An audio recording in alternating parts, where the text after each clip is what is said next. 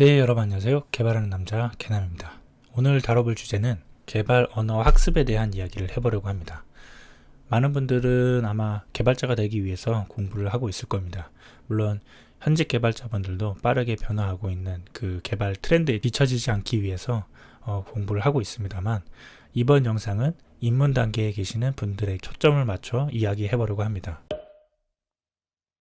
네, 강좌나 클런 코딩을 보면서 학습할 때 어느 정도 이해됐다라고 생각이 돼서 나만의 프로젝트를 직접 만들어서 작업하려고 하면 뭐부터 해야 할지 막막하고 아무것도 할 수 없는 현상을 한 번쯤 경험하셨을 것입니다. 분명 공부는 나름대로 했는데도 개발을 왜 시작할 수가 없는 거지? 하면서 스스로 자책하거나 좌절을 하셨을 수도 있고, 아니면 내가 공부가 부족했나 하면서 강좌나 클론 코딩을 다시 보게 된다거나, 이런 경험의 경우 두 가지 케이스로 나눠서 이야기를 해보도록 하겠습니다. 자, 첫 번째 케이스는 개발할 수 있을 정도로 준비가 되어 있지만 시작하기에 막막함을 경험하는 경우. 자, 두 번째 케이스 경우에는 개발 실력이 미흡해서 막막함을 경험한 경우, 이렇게 두 가지 케이스로 나눠질 수 있을 것 같은데요. 첫 번째 경우에는 막막함을 느끼는 이유는 아마 프로젝트의 규모가 크거나 막연한 기획으로 인해서 뭐부터 해야 할지 몰라가지고 발생되는 현상일 수 있습니다.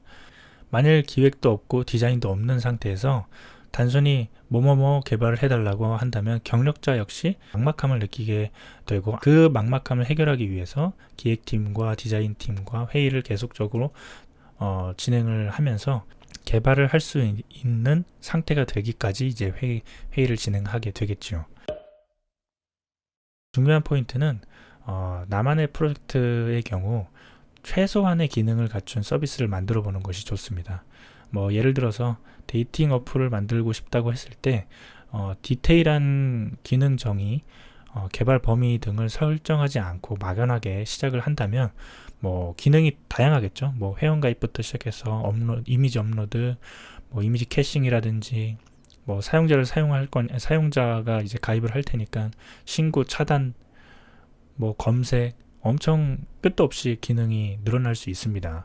또한 기획이 정해졌다고 해도 디자인을 대략적으로라도 설계되어 있지 않다면 이것저것 끄적이다가 완성도 못 해보고 포기할 가능성이 높아집니다. 첫 프로젝트부터 이제 포기라는 좋지 못한 경험을 하게 되면 이제 자존감도 낮아지게 되겠죠. 일단은 무조건 완성을 목표로 해서 최소한의 기능만을 정리를 해보는 겁니다. 회원가입, 이미지 등록, 좋아요, 싫어요, 그 다음에 그 결과를 내 페이지에서 확인, 요 정도만 딱 기능 정의를 하고 각 페이지별 그 기능에 대한 대략적인 흐름이나 레이아웃을 만들어서 설계에 맞게 완성을 해보는 것입니다. 이렇게 해서 완성된 어플도 배포를 해보거나 아니면 버전을 올려서 기능을 더 얹거나 하는 그런 경험 해보는 것이 정말 좋습니다. 자, 두 번째 케이스 경우, 개발 실력이 미흡하여 막막함을 경험한 경우입니다. 당연히 개발 실력을 쌓는 데 전념을 해야 되겠죠. 프로젝트에 들어가기 전에. 그런데 이제 아무리 영상을 보더라도 금방 까먹는다는 분들도 있습니다. 사람마다 습득력이 다를 수 있겠지만 금방 까먹는 이유가 있을 겁니다. 강의 영상을 보거나 책을 보면서 학습할 때 눈으로만 익히면 아무리 많이 보더라도 금방 까먹을 가능성이 있습니다. 눈으로 보는 것보다는 직접 작성을 해보면서 따라하는 것, 그 학습법이 더 학습 능력이 좋을 것이고요. 직접 작성해보는 것보다 더 좋은 것은 응용을 해보는 것입니다. 영상이나 책에서 소개하는 방법을 기능을 조금씩 바꿔가보는 거죠. 응용을 하면 분명히 문제가 발생할 겁니다. 자, 그 문제를 해결하기 위해서 지속적으로 삽질을 즉 파헤쳐보면 답을 얻게 될 것이고, 그 얻게 되는 경험은 장기 기억으로 넘어갈 가능성이 높습니다. 잠깐 제 개발 입문 당시에 경험을 이야기를 해보자면요. 저는 이제 디자인 하다가 이제 개발자로 전직한 케이스다 보니까 개발을 잘 모르는 상태에서 실무에 바로 들어가게 됐어요.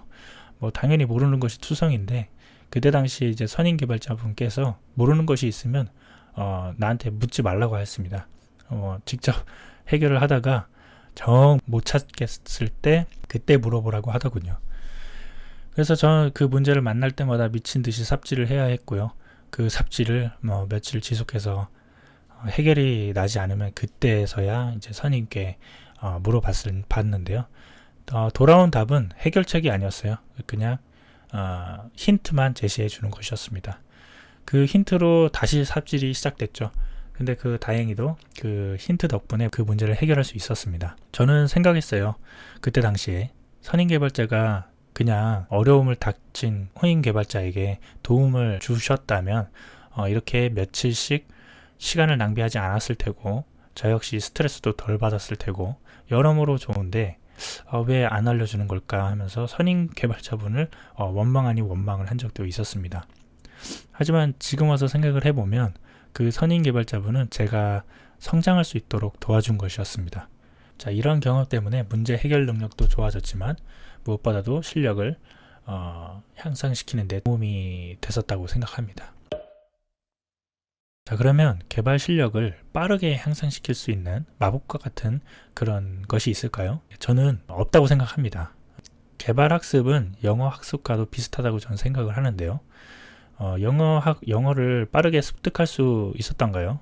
물론 이제 어떤 분들은 나는 영어를 금방 학습했다 하시는 분들도 있을 거고, 근데 이제 그거는 이제 개개인마다 그 습득력이 다 다르기 때문에 그런 차이가 있다고 생각을 하고요.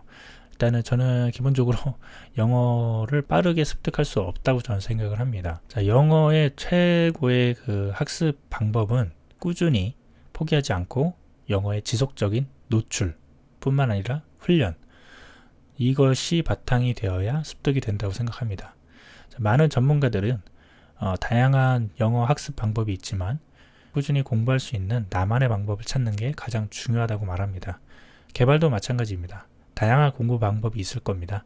책을 통해 학습하는 거나 온라인 강좌나 클론 코딩을 보면서 학습하거나 아니면 1대1 과외를 받거나 학원을 다니거나 아니면 스터디 모임을 한다거나 여러 가지 다양한 방법이 있을 겁니다. 그 다양한 방법 중에서 흥미를 끌고 꾸준히 할 수 있는 그 방식, 그 공부 방법을 찾아서 지속적으로 개발에 노출되고 시도해보는 것, 그것이 가장 좋은 학습 방법이라고 생각합니다. 아무튼 이번 영상에서는 개발 언어 학습에 대한 몇 가지의 제 생각을 두서없이 이야기해 보았는데요. 자, 공감이 되셨다면 좋아요 한 번씩 부탁드리고 각자의 생각이 있을 텐데 그 부분을 같이 댓글로 공유를 해주신다면 저도 그 댓글을 보면서 배우도록 하겠습니다. 네, 감사합니다.